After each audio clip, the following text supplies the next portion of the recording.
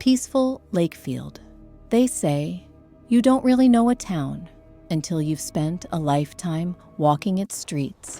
For me, Lakefield, Indiana, tucked away among endless fields of golden corn and rolling meadows dotted with wildflowers, has always been more than just a dot on the map.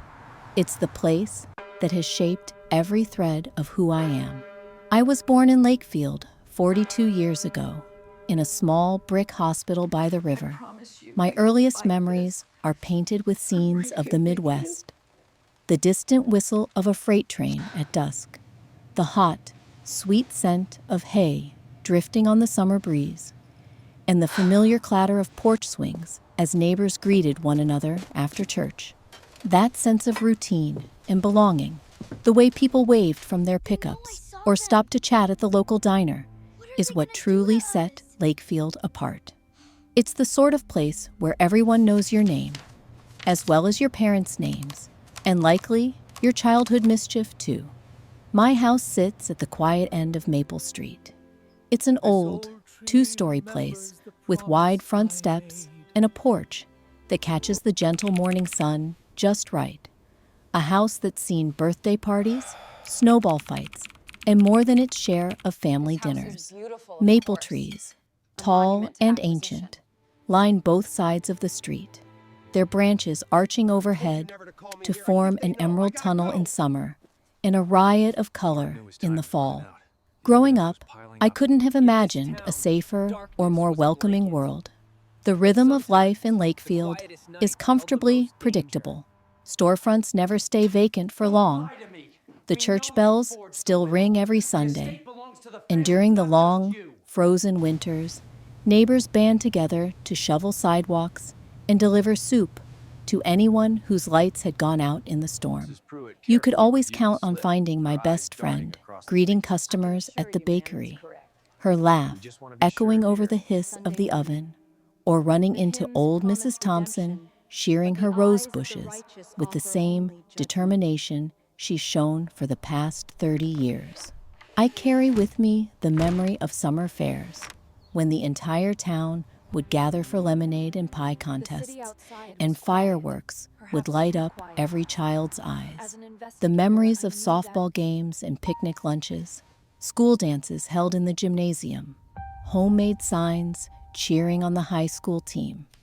It all painted a picture of comfort, predictability, and the gentle passing of time. Lakefield is not perfect. No place ever is, but it's honest and steady. When trouble finds its way into town, it's almost always met with resilience and practical kindness. Casseroles on porches, hands clasped in prayer, and whispered encouragements at grocery store aisles. Gossip travels fast, but so does help, and forgiveness is never out of reach. Folks here trust each other, and even when that trust gets tested, there's a stubborn hope that things can be made right again. Now, as I stand on my porch, coffee in hand, and the sunrise tinting the treetops in gold, I try to hold tight to that sense of peace. Even as life changes and storms sometimes darken the horizon, Lakefield is, and always has been, the quiet heartbeat of my life, a safe harbor to return to, even when the rest of the world feels impossibly uncertain. The turning point. Looking back, I suppose every quiet town has moments where the gentle rhythm of life is shattered, when something happens that changes you so completely that nothing and nowhere feels the same again.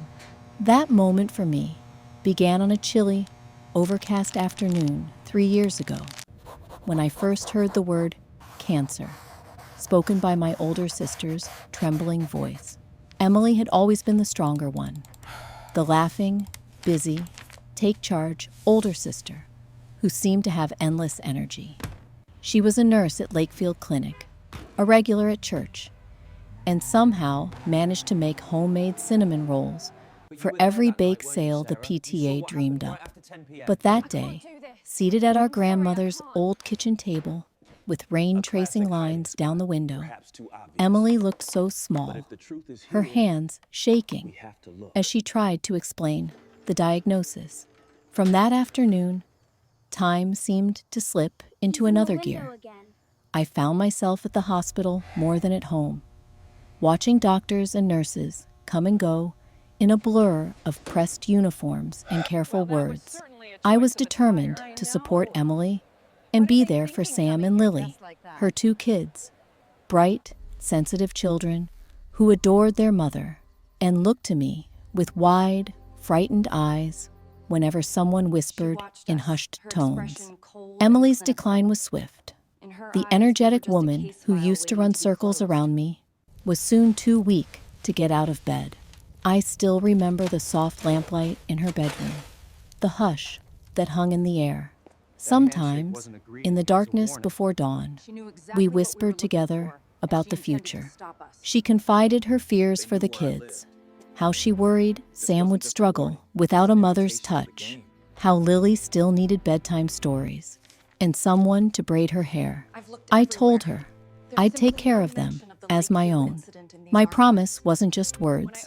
It was a vow anchored to my soul. When Emily passed away that autumn, the whole town rallied around us. Casseroles appeared on the porch. Cards and flowers flooded the house.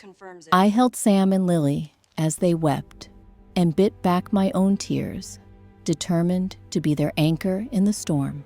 I arranged for their school meetings, sorted out their routines, and learned to balance bedtime stories with bills and laundry. There were moments late at night when the house creaked and the silence pressed in too closely that I questioned whether I was strong enough for any of this. But amidst grief, we also found new patterns. Sam gravitated toward early morning walks, while Lily clung to the habit of reading together every evening. I kept Emily alive in our small rituals. Her picture on the mantle, her favorite songs played during Saturday chores, pies baked just the way she taught us. Her death changed everything, reshaping the entire landscape of my life and my heart. The certainty I'd taken for granted was gone, replaced by an uneasy new reality. Still, I resolved, while the world felt off its axis and everyone in Lakefield seemed to look at us with sympathy or curiosity, that I would give Sam and Lily the belonging and love they needed. If my life had been tethered to this town by roots before, now it was bound by unbreakable promises born out of heartbreak. Storms within the family. If you'd asked me, even a year after Emily's funeral, whether our family would ever fracture the way it did, I would have laughed. Heartache had found us, yes, but we still had each other. Or so I believed. I imagined that the worst was behind us, that the bonds built over decades, in the memories that filled our family home, were unbreakable. I held fiercely to this belief as I helped Sam and Lily find their footing in a world missing their mother, pouring myself into busy mornings and long, quiet evenings. But storms have a way of brewing where the weather seems calmest. The first sign that something had shifted came quietly enough. Mark, my brother-in-law, grew distant after Emily's passing. At first, I assumed it was just his own way of grieving. He began working longer hours, disappearing for entire weekends. He left more and more of the parenting to me, and the house felt emptier. The laughter of Emily's children increasingly muffled by an undercurrent of anxiety. Still, I wrote it off to sorrow and exhaustion. After all, grief brings out the worst in some people and silences others completely. It wasn't until the whispers began, small, poisoned comments from certain cousins and neighbors, that I realized something was truly wrong. One evening, after dinner, my cousin Sarah dropped her fork, looked at me over the table, and said, "You must be really comfortable, getting to live in the old house now." I laughed it away, but a knot formed in my stomach. Later that week, I overheard Mark on the phone in the backyard. His voice, low and strained. The words were muddled, but I caught phrases like the estate and she's making herself at home. When I stepped outside, he fell silent, the line of his shoulders stiffening as he ended the call abruptly.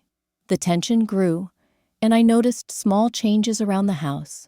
Documents missing from a drawer where Emily had always stored family papers. The garage key gone from its usual hook, and sometimes, in the middle of the night, headlights pausing at the curb before speeding away. I asked Mark about it, but he brushed me off, moodier than ever. Then, one Saturday morning, it all collapsed. I was in the kitchen making pancakes when Mark stormed in, red-faced and flanked by two of my uncles. "We need to talk," he said. The words tumbled out, a string of accusations that left me breathless. They believed I was plotting to take the house, to claim what rightfully belonged to Emily's children by undermining Mark and manipulating the family estate. One uncle even went so far as to suggest that I'd tampered with the property, damaging the pipes and locks to make Mark look negligent. Hurt and disbelief warred inside me. For a moment, I truly couldn't speak. My family, those who knew how I'd cared for Emily in her final days, and how I'd shouldered the responsibility of two grieving children, were staring at me with suspicion. Mark's own parents, who'd hugged me after the funeral and called me a blessing, now stood with arms crossed and faces closed. The next few weeks blurred into an agonizing stretch of isolation. News travels quickly in a small town, and Lakefield was no exception. The same neighbors who'd left casseroles on my porch months before now avoided my gaze at the grocery store. I noticed how Mrs. Thompson, our longtime next-door neighbor, began pulling her shades down as I walked by. Invitations to town events dried up. Even Sam and Lily's friends were suddenly too busy for their regular play dates. I would stand at the window, coffee growing cold in my hand, and watch the world outside turn wary. Sam picked up on the tension, withdrawing into sullen silences. Lily, always sensitive to the moods in the house, would curl up beside me at night, asking in a whisper if she'd ever have to move away. It broke my heart to see them shrinking under the weight of an accusation they couldn't even fully understand. At the same time, my own resolve began to flicker. I questioned every word I'd said in recent months, every decision I'd made. Had I been too presumptuous, too quick to take charge of Emily's home? Was there something I'd missed? A chord I'd struck by accident? A boundary I'd crossed? Nights became sleepless, haunted by doubts. I replayed arguments and conversations in my mind, picking apart Mark's anger and my uncle's accusations. Agony gnawed at me, not just for myself, but for the children, who needed stability and safety more than anything. I tried to reach out, first to Mark and then to his parents, but my calls went unanswered. Letters I left on the kitchen table disappeared, and when I pressed Mark for updates about the legal processes, about the will, the estate, even practical matters like Lily's schooling, he would respond with cold formality, if at all. I realized, painfully, that I was now alone in navigating a house full of ghosts and wary eyes. Some evenings, I would walk out to the old apple tree in our yard, the one Emily and I used to climb as children. There, in the fading light, I would let my grief wash over me, remembering our childish promises to always stick together, no matter what. I had not been prepared for betrayal to come from within. I had braced for the world, but forgotten that sometimes hurt grows closest to home. The accusations escalated. Mark went to the lawyer handling the estate, insisting on a review of the house's title, raising concerns about missing jewelry and family photo albums. Then came an official letter from a law firm, warning me not to dispose of any property pending investigation. It felt surreal. Days measured by tension, each hour heavier, as I worried not just about my future, but about the very foundation of what family meant. For Sam and Lily, I kept up a brave face. We still did homework at the kitchen table and watched old Disney movies on Friday nights. But under our routines, we were all waiting, holding our breath for the next confrontation, for some sign that the storm would finally pass. Yet, beneath the despair, something harder formed inside me. I had tried to appease, to explain, to keep peace, but gradually, as I watched the children I loved so dearly caught in the crossfire of adult bitterness, my heart shifted from pure heartbreak to quiet determination. I made a silent promise. There under that apple tree, no matter what it took, I would protect them, and I would fight for the truth.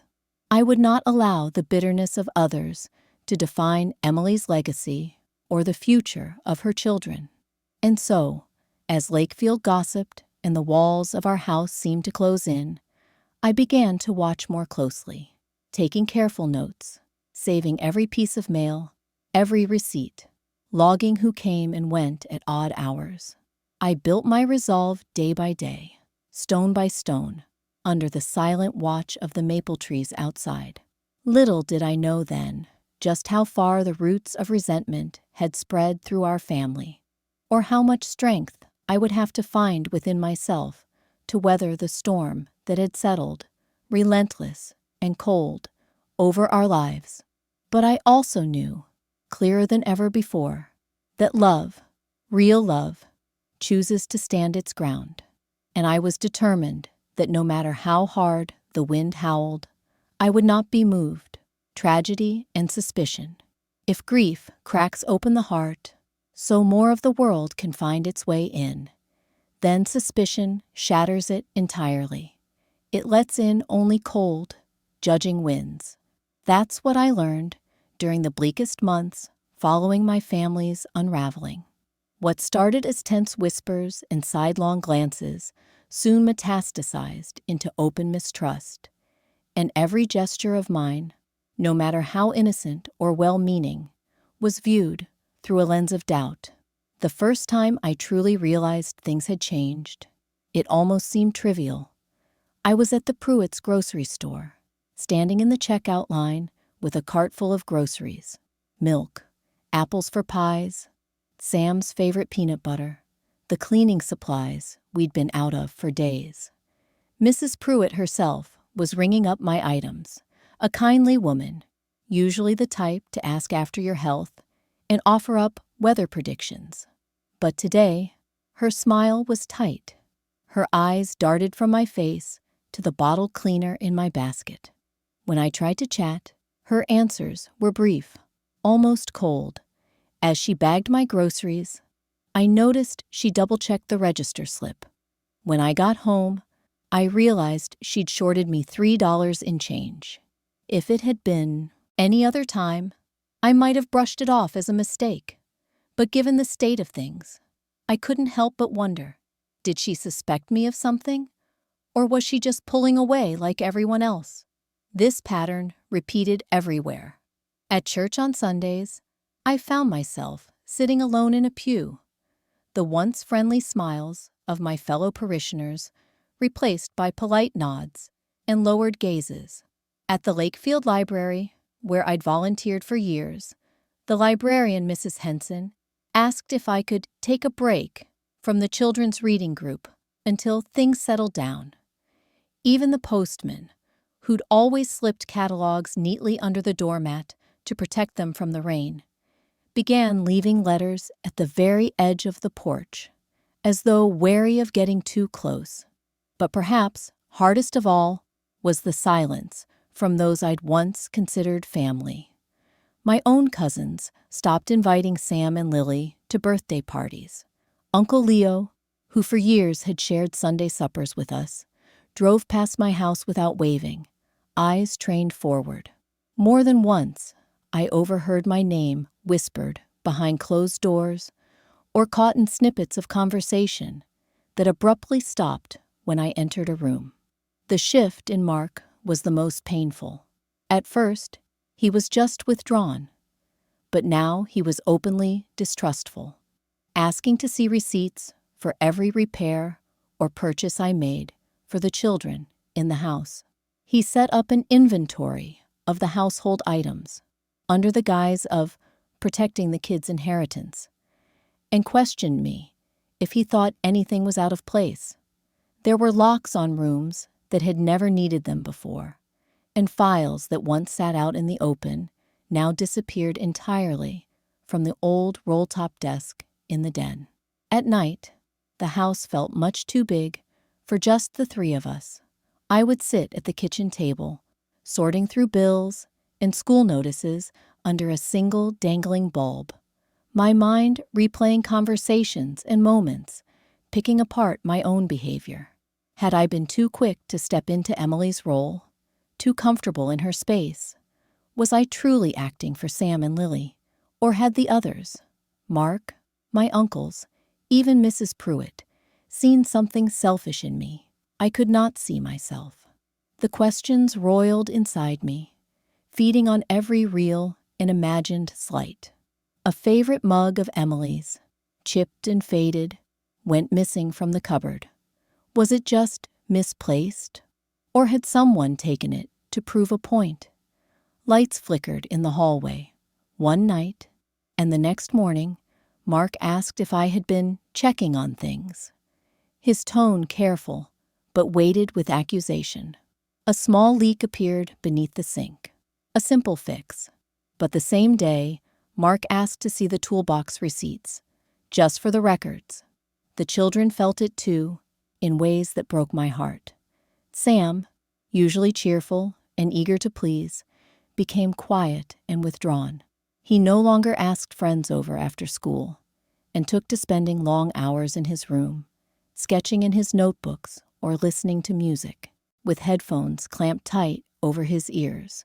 One afternoon, I found him in the backyard, methodically kicking a soccer ball against the fence, his jaw set hard and his eyes rimmed red. Lily, for her part, grew clingy. She'd crawl into bed with me after midnight, clutching her old stuffed rabbit, and ask if we were ever going to move. She started drawing pictures of houses, sometimes just ours, with swirling dark clouds overhead, sometimes a house with doors on every side and figures looking out of tiny windows. I could see her struggling to make sense of things, to find a foothold in a household where the ground felt like it was shifting beneath all of us. Trying to shelter them, I attempted to keep routines as predictable as possible. I made sure we sat down for dinner together every night, even if the food was simple. I lingered a little longer over bedtime stories, trying to bring back a sense of safety and warmth. But even these small acts became fodder for scrutiny. Mark quietly wondering aloud if I was spoiling the kids or overstepping boundaries. It felt as if, in trying to create a safe harbor for Sam and Lily, I had unwittingly built a wall between myself and everyone else. And outside our home, Lakefield itself seemed to turn a little more hostile each day. Bitter gossip moved faster than kindness, it seemed. Where once women had lingered on porches to catch up on neighborhood news, now conversations dried up as I walked by. I heard my name in snippets. Jenny House, Emily. But never the full story. Even errands became anxious affairs. At the bank, the teller asked, "Do you need both signatures for this withdrawal?" In a tone softer than before, but her eyes watched me too steadily. Sometimes, while walking Lily to school, I felt stares from behind curtains. One icy afternoon in February, Lakefield's suspicion boiled fully into the open. My car wouldn't start, and I dialed Mr. Jenkins. the local mechanic, who had known me and Emily since we were little girls. When he finally arrived, he fussed over the engine, but his usual warmth was absent. After a minute of poking and prodding, he muttered, "Heard about the trouble at your place." I tried to laugh it off, but he avoided my eyes. "Just hope things don't get uglier." Lakefield's folks don't like drama much. The words stung more deeply than if he'd simply accused me outright. Then came the official letter from Mark's lawyer, delivered by certified mail and crisp with legalese. It suggested that, given recent irregularities, I should refrain from disposing of any property in the house pending investigation. I remember reading the letter at the table with shaking hands, feeling the world tilt around me. It wasn't just the suggestion of wrongdoing. It was the proof, in black and white, that my family now trusted a stranger's words more than mine. Some nights, contemplating my situation, I'd sit on the back steps, listening to the wind slide through the bare branches of the maple trees. My hands would wrap around a mug of cooling tea as I tried to reason it all out. I thought of Emily, how she'd always handled the storms with quiet strength, how she'd inevitably make a pie for the neighbor who'd wronged her, or send a card to a friend she hadn't spoken with in years, just to let them know she still cared. I yearned for her wisdom, her patience, her deep-rooted faith in people, even the ones who hurt her. I started keeping a journal, partly out of habit, partly out of desperation. I recorded every odd occurrence, each missing item, every strange car idling at the curb, odd footsteps in the garden late at night. I took note of Mark's accusations, word for word, and how he looked when he asked them. Was there guilt in his eyes, fear, or true belief in my wrongdoing? These pages became a refuge, a place where I could pour my worries without fear of judgment. What I did not write, but could not shake, was the bruising loneliness of suspicion. It wasn't just the sense of being watched. It was the weight of being misjudged, the knowledge that the people I loved, people I believed knew my true character, could doubt me so thoroughly. The hardest part wasn't confronting their anger, but surviving in the cold, hollow space where their trust had once been. This loneliness grew heavier each day, pressing down with the gray Indiana skies. Yet embedded in those lonely days was a strange resolve. I found myself moving more slowly, more thoughtfully. I learned to brace myself before entering the post office, to steel my chin against the tide of gossip. I threw myself into caring for Sam and Lily, but also began, quietly and methodically, to retrace every step, every transaction, everything that could one day be used to prove, beyond a shadow of doubt, my own integrity. One evening, after Lily was asleep and Sam had retreated upstairs, I pulled out the big cardboard box of family photographs, snapshots of sunlit summer fairs, birthday cakes with uneven lettering, pictures of Emily and I grinning in our Sunday best.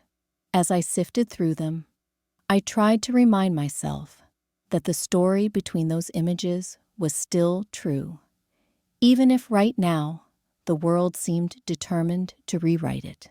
This was the beginning of my transformation, from a caretaker swallowed by sadness to a woman determined to clear her name. But at that moment, all I could do was breathe through the doubts, find solace in the children's love, and hope that someday trust, however battered, could grow again. The decision to stand up for months, I lived half-shadowed by the weight of suspicion and the dread of each new day. But life, I've learned, does not pause for our grief, nor for fear or shame. It pulls us forward, whether we're ready or not. The gentle routines I'd clung to as a shield began to feel like rituals of survival, rather than a life lived. But somewhere in the ache, a place deeper than pride and more stubborn than despair, a quiet resolve started to kindle. At first, it was just a flicker, a sharpened awareness, a refusal to wilt beneath all those watching, waiting eyes. Maybe the first real turning point came not from anger, but from fatigue. One evening, in the blue hush, after the children had gone to bed, I looked in the bathroom mirror and hardly recognized myself. My face hollowed by worry, the lines around my mouth set deep with exhaustion. I realized, with a slow ache, that no amount of hoping or apologizing would free me from the shadows cast by my family's accusations. I would not regain that old peace by shrinking or hiding. I had to claim my story and the truth for myself and for Sam and Lily. So I began to watch, not out of paranoia, but out of the same careful attention I'd once devoted to caring for sick loved ones or rescuing runty kittens from behind the garage. I started small, with the things I knew, cleaning out the old roll-top desk in the den, flipping through Emily's leather-bound planner, still filled with her looping, hopeful handwriting. I cataloged papers and receipts, made notes of what was missing, what was oddly out of place. I closed my eyes and tried to remember every conversation, every innocent question someone had tossed my way, and every moment I'd dismissed as harmless. I bought a spiral notebook, not a fancy journal, just something reliable. There, every evening, I wrote down anything unusual: cars idling near the property line, another neighbor's unexplained visit, phone calls that rang but left no message. I scribbled out what I could recall of the way Mark tripped over his words when I asked about missing keys, how Uncle Robert had gone silent when the subject of the will came up at a family dinner. In those pages, I stitched together patterns and motives, threads of intent too subtle to name aloud, but too persistent to ignore. In the daylight hours, I forced myself to re-enter the life of Lakefield. Difficult as it was, I carried myself differently, refusing to let hunched shoulders and lowered eyes become my new normal. At the grocery store, I greeted Mrs. Pruitt with as much warmth as I could muster. At church, I sang every hymn as if my voice might chase away the coldness lodged between me and my former friends. When gossip came my way, I stood still, letting them see the steadiness in my gaze. No tremor or apology. One afternoon, after Lily's school conference, I stopped by the Lakefield Public Records office. The young clerk behind the counter, a boy I remembered as a wiry, awkward child in Sam's Little League team, brightened at my approach, but his expression wavered when he realized who I was. Still, I smiled and asked politely if I could review property documents attached to our home on Maple Street. It took some time, signatures, an awkward silence, and the rattle of the copier. But eventually, I walked out, holding a folder thick with deeds, old repair bills, and a map of the plot boundaries. That night, at the kitchen table, I laid everything out. I went through electrical statements, phone bills, receipts for every repair, every painting job, even the little things. New locks for the garage after a break-in years ago. Numbers scratched in Emily's neat hand. I compared what I knew, what was said, and what seemed to be missing. It became clear that certain dates didn't line up. Repairs had been authorized in Mark's name after Emily's death. Withdrawals from the estate account that I'd never been told about. Missing jewelry that, as I remembered more clearly, had last been in Emily's bedside drawer. The week Mark moved his things to the den. The list of irregularities from the lawyer's letter began to look far less accidental. But even with a growing sense of direction, I felt fear nipping at my heels. What if I was wrong? What if all my careful note-taking and document hunting painted me as desperate and paranoid? Some nights, doubts coiled up again. But every morning, seeing Lily's anxious drawings and Sam's withdrawn stare, I would feel resolve settle in me like a stone. My investigation took on new momentum. I checked camera feeds from the gas station across the street, whose owner, Mr. Long, an old friend of my father's, let me review footage from nights when the odd car would idle at the curb. I called the locksmith who'd replaced the garage locks, confirming who ordered the service and why. I quietly asked neighbors if they had seen anyone enter our house while I was at work, careful not to spread rumors, just seeking the truth. I found myself unexpectedly comforted by how some, in private, seemed ready to help, perhaps doubtfully, but moved by the steadiness I projected. One evening, I found myself face to face with Mark in the driveway, the sky streaked with the bruised colors of dusk. He had stopped by to collect some things, but I noticed his agitation. With careful civility, I asked if he'd found the missing house key. He bristled, insisting I must have misplaced it, but this time, instead of apologizing or shrinking away, I met his stare and simply replied, "I keep track of the house. I know what's missing."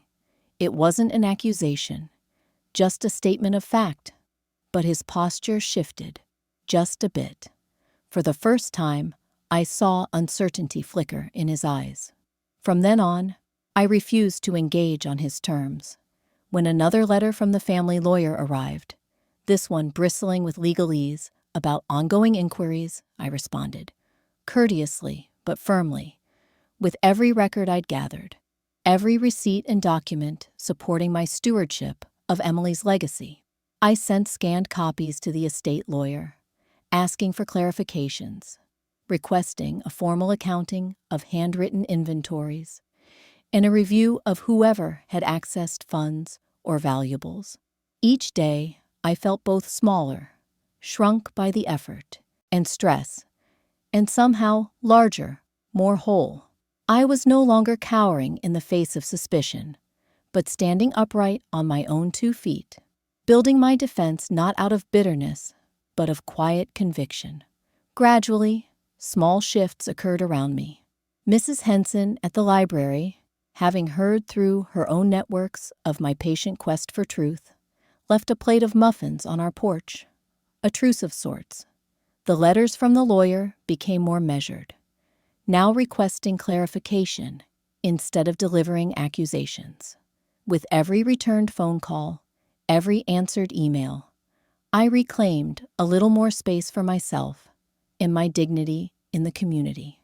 But the most profound changes happened within.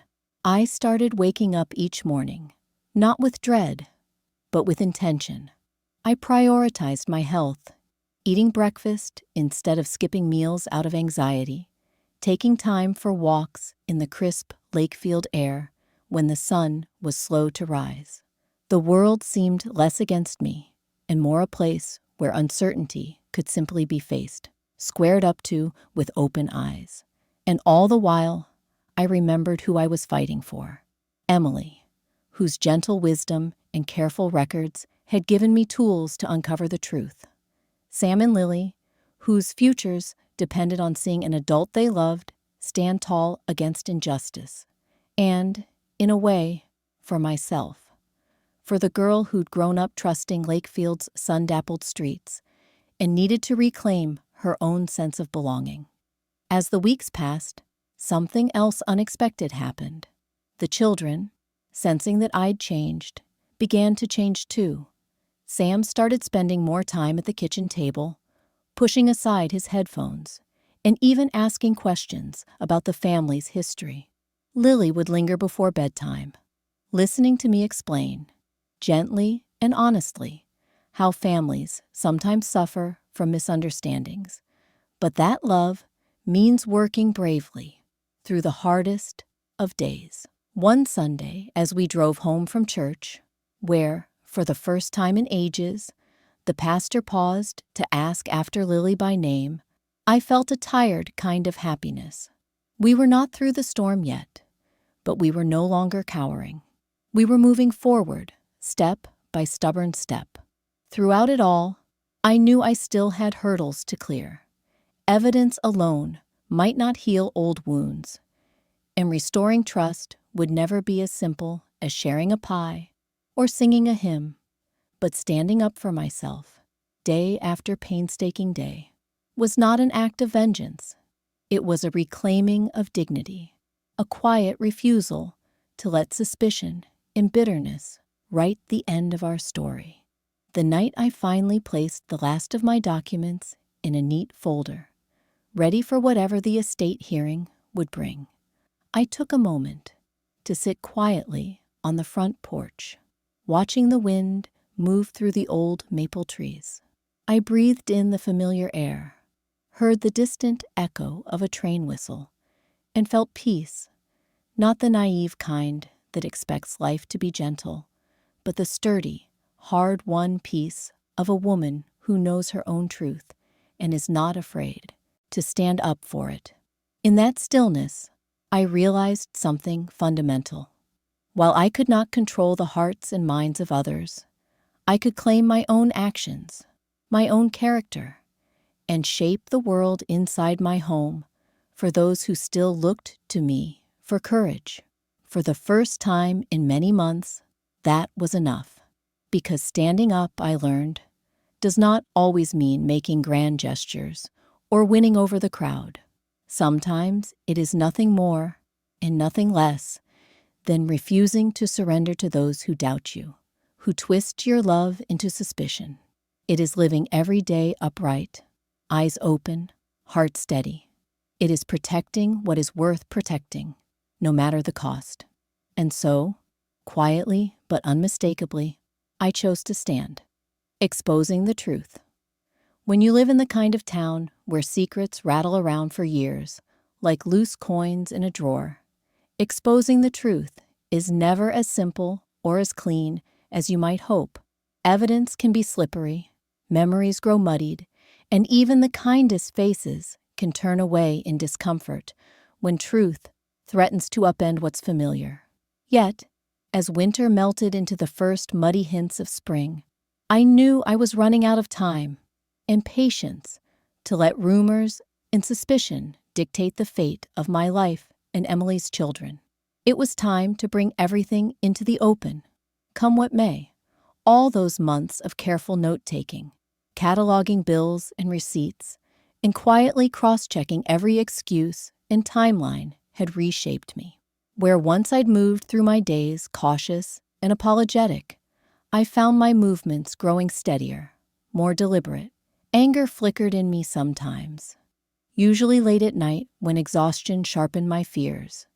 But mostly, what I felt was a calm, implacable certainty. I could no longer live at the mercy of whispers, in those little looks exchanged behind my back. I owed it to Emily, to Sam, and Lily, and to myself to let the chips fall where they may.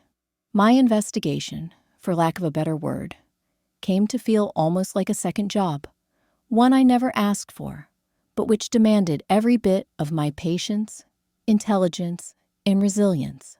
I spent hours after the kids were asleep, reviewing bank statements and phone logs, reconstructing, as best I could, everything that had happened in the house since Emily's passing.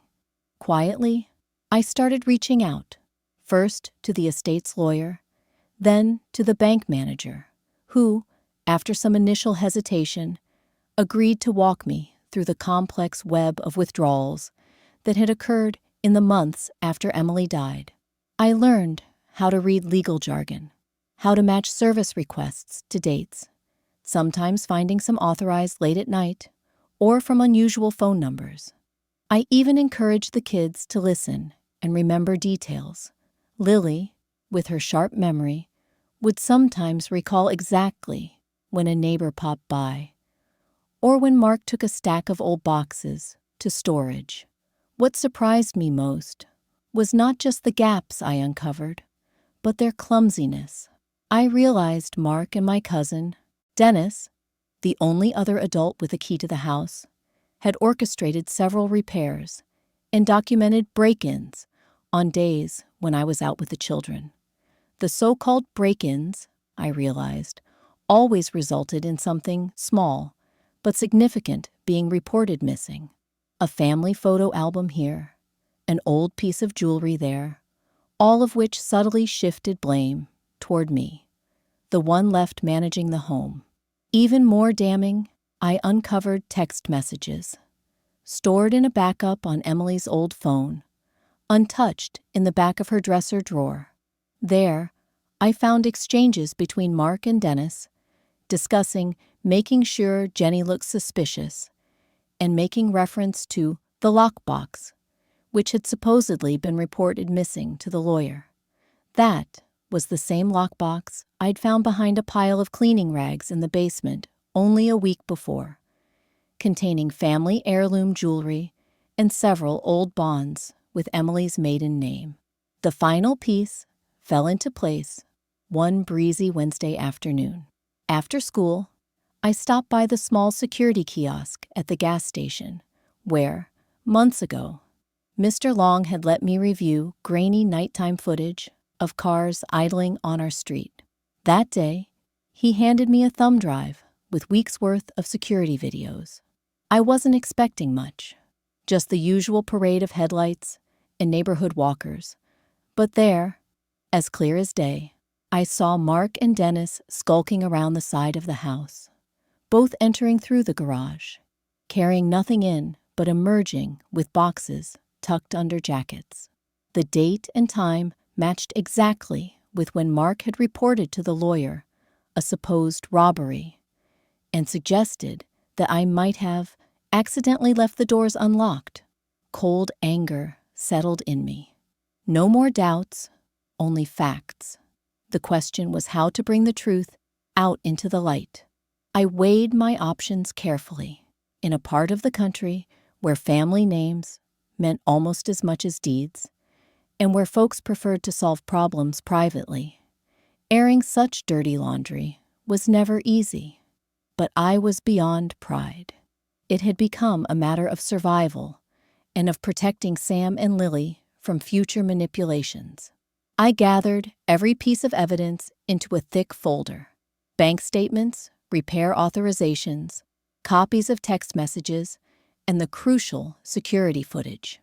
For days, the folder sat on the kitchen table as I tried to summon the courage for what needed to come next.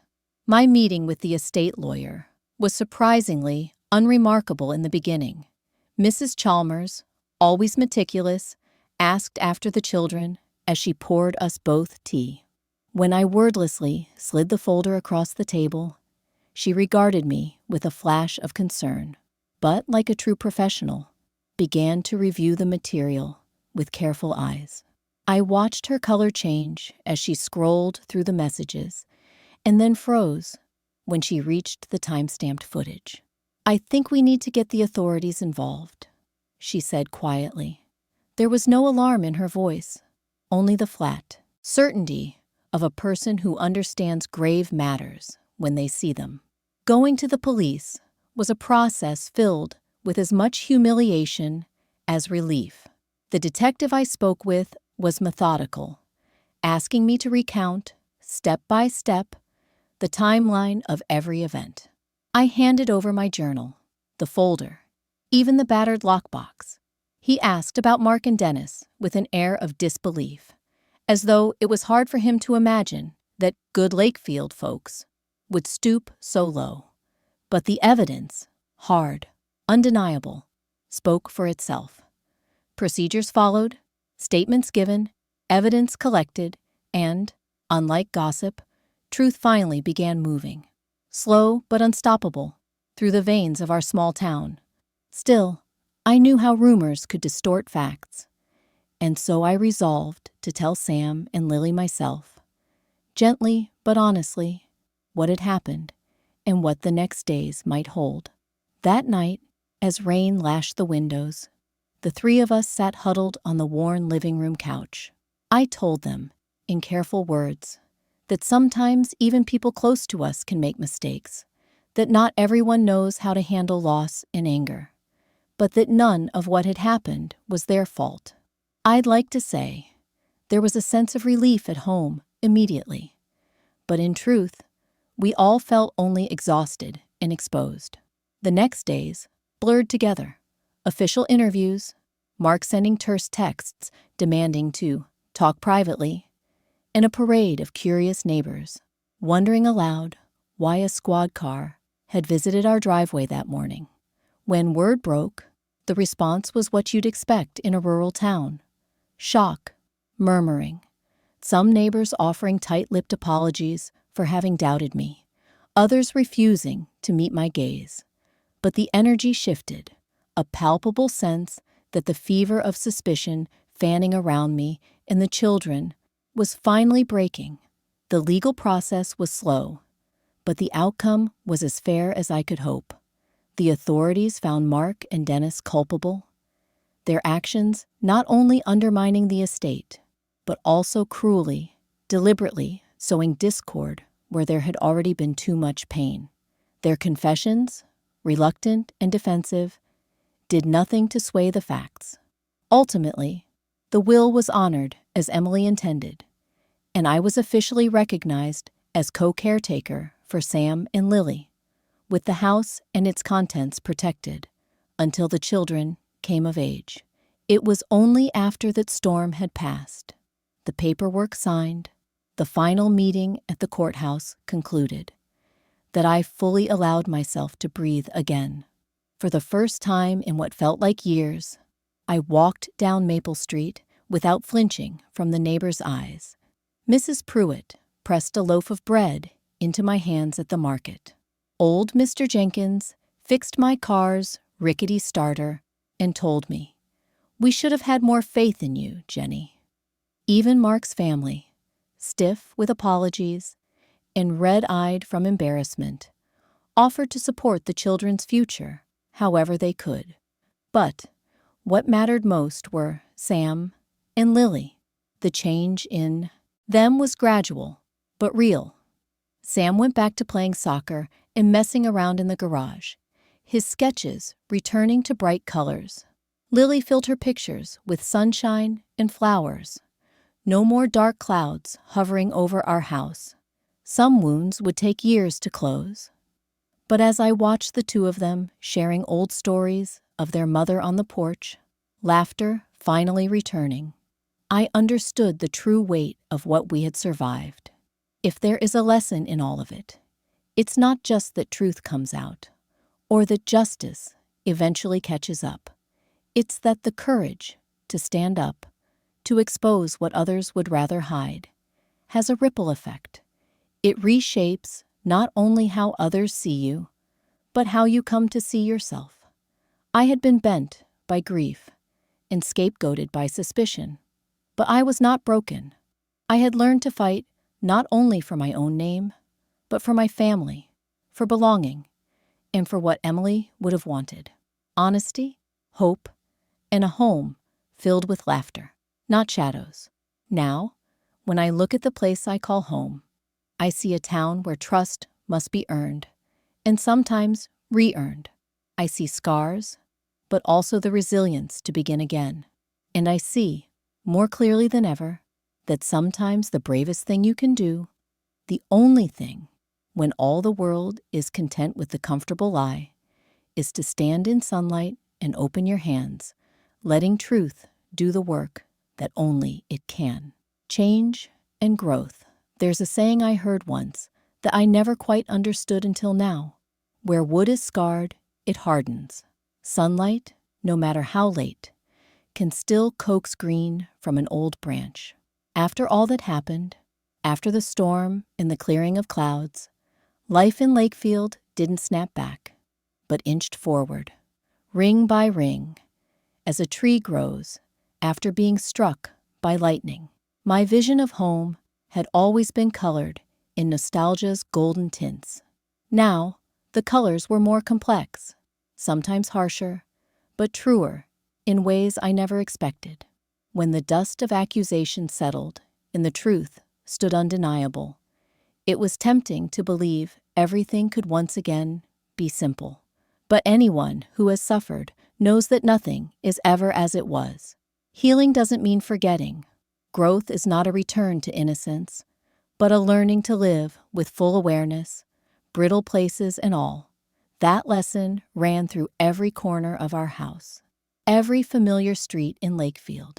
The morning after the court hearing, I woke to a silence, unlike any I'd known in months. Instead of the stillness of dread, the hush that comes from being watched, judged, measured, I heard the fluttering of birds outside, the creak of the house settling, Lily humming softly to herself as she colored at the kitchen table. Sam was already out back, dribbling a soccer ball through wet grass, his laughter ringing high and bright. For the first time in so long, I let myself linger in bed an extra 5 minutes. Breathing felt easy. Even the air seemed less heavy. That first week of after was simple and gentle, in a way that felt almost undeserved. Neighbors came by, not all at once, but enough to be noticed. Mrs. Pruitt delivered a pie, and though her words were few, her smile was genuine. Tom Jenkins, the mechanic, offered free oil changes for the year. Gary from the bank shook my hand at the market and told me, quietly, "We're glad you're staying, Jenny." It was more than forgiveness, though it might have looked like that on the surface. In truth, it was a community recognizing its own frailty, the ways minds get twisted by rumor, the cost of leaving someone out in the cold for too long. Lakefield, like me, bore its share of shame, and in the slow offerings of everyday kindness lay the seeds of redemption. But the deepest changes happened inside my own home and in my own heart. In the weeks that followed, exhaustion loosened its grip, and the simple routines that had once been survival tools became, once again, sources of comfort and meaning. I cherished our family dinners, the reappearance of old favorite recipes, Emily's meatloaf, my mother's peach cobbler.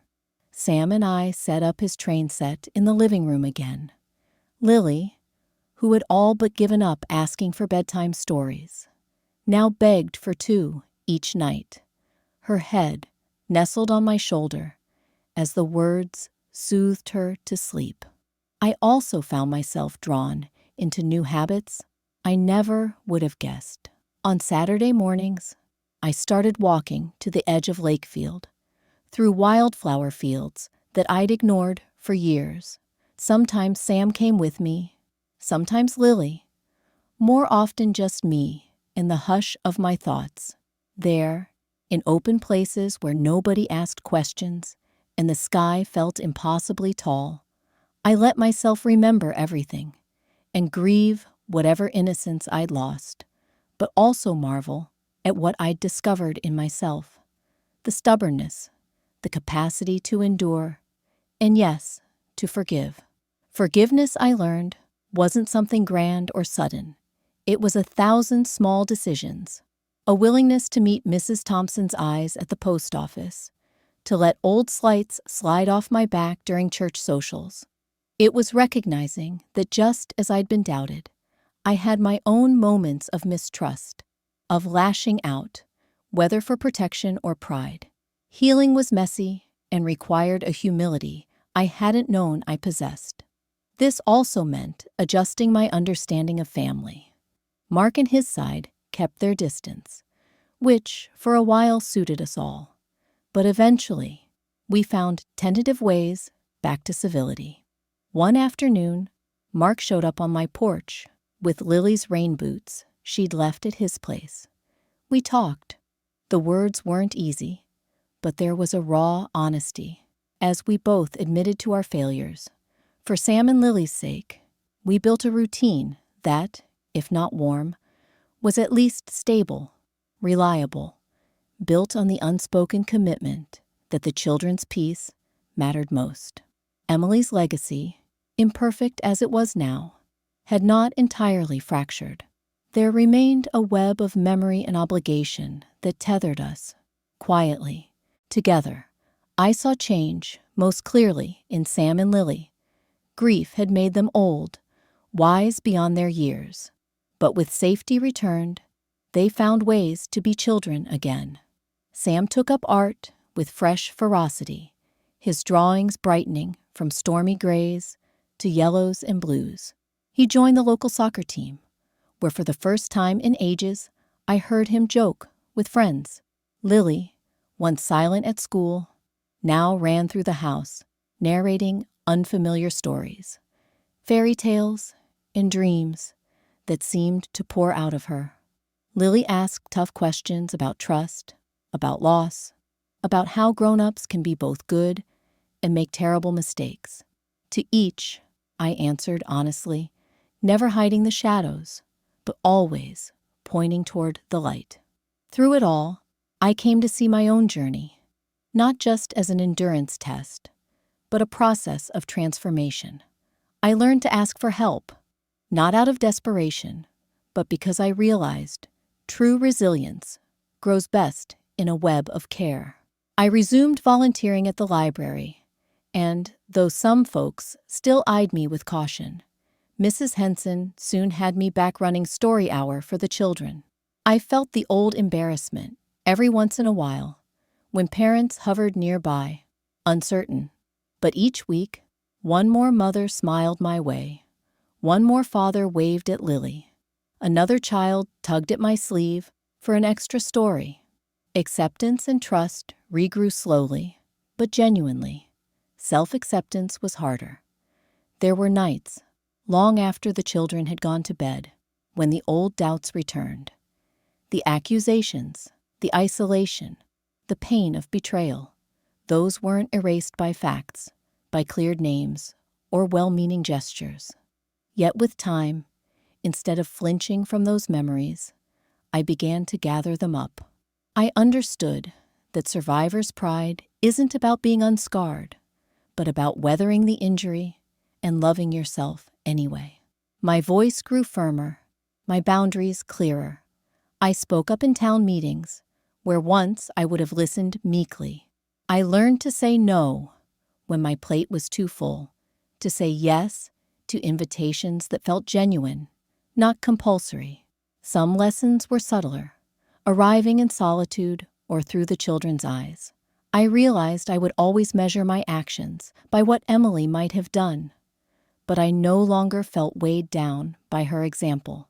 Instead, I honored her memory by living truly, by building a home where laughter was not stifled by caution, but bubbled up without fear. I found a curious joy in small, almost unnoticed victories, coaxing a laugh out of a stern neighbor, fixing an ancient porch swing, seeing Sam and Lily drift quietly to sleep under a sky at peace. Lakefield, too, began to turn toward something new. Our tragedy and its messy aftermath left a mark on the town, a reminder that even here, where everyone thinks they know everyone, fragility and fracture are possible. Conversations grew a little deeper. Neighbors were a bit more hesitant to pass on gossip, quicker to offer a helping hand. When a young family down the block lost their roof in a storm, half the street showed up with tarps and hammers, myself and Sam among them. I noticed other changes: a new book club at the library, a volunteer-run after-school program that welcomed families previously overlooked. The landscape of trust, I realized, is never fully smooth. There are grooves forever etched by what has been lost. But those grooves, I came to see, are part of what roots us, collecting rain, nurturing growth, marking where storms have passed. By late summer, I watched as Sam raced barefoot through the yard, Lily's laughter tumbling behind, the wind tangling her hair.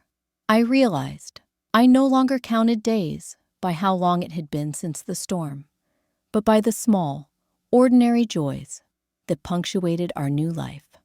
There would always be people who remembered, who looked at our family with curious or judging eyes.